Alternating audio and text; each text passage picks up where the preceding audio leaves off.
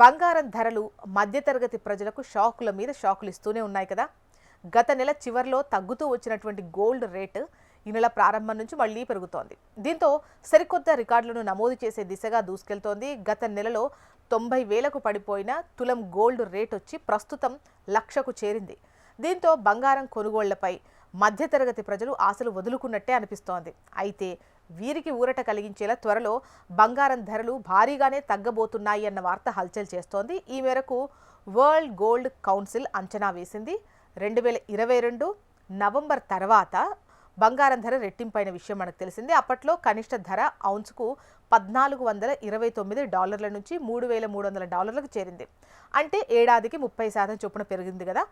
ఓవైపు కేంద్ర బ్యాంకు బంగారం కొనుగోళ్లతో పాటు ఈ పెరుగుతున్న భౌగోళిక రాజకీయ ఉద్రిక్తతలు, అమెరికా టారిఫ్ల వల్ల వాణిజ్యానికి అవరోధాలు ఏర్పడతాయి అనే భయంతో